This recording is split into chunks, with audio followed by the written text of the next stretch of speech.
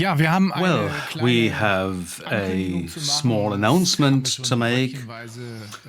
We've already announced by drips and drabs that we will announce something else.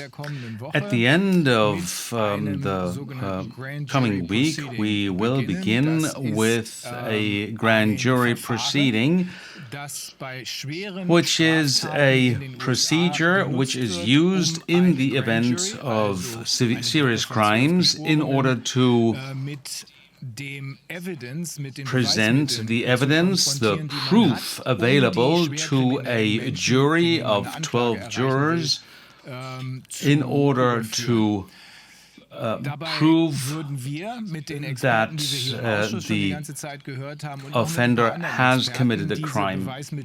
We would deliver this evidence together with experts that we've interviewed previously and other external experts and witness accounts of people who have become victims of vaccination damage, and then at the end of the procedure ask people whether ask the jurors if this is enough to bring charges.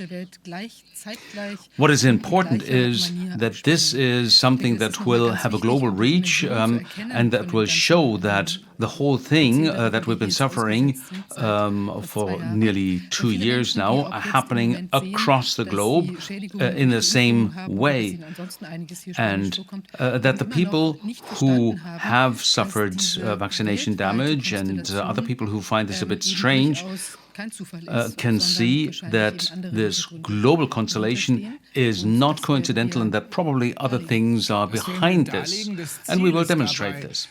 We will demonstrate this, and the objective is to use a judicial procedure, a well-known judicial procedure, which will show the individual aspects not as itemized aspects, but as an overall picture, so that at the end we may bring charges. But that's not the most important thing. It might even be more important to convince the population, the world population, if possible, with the evidence provided, that they don't only have a right, but even an obligation to resist, because this is a matter of life and death. So it is. And this might activate people. There will be a vote at the end of proceedings to see, to indicate how do you see the whole thing, and that might people get off the couch so they take charge rather than leaving it to others. And this may only be the first step, a first step that we're doing to shed light on this within a judicial procedure of the old judicial system, even though we've been indicating again and again that we need an entirely different societal direction. We need a new educational system, a new economic system. We also need a new judicial system. And they're working in the US, on the African continent, probably in other places as well, to develop a new judicial system that actually represents the people directly. And that would be step 2 then.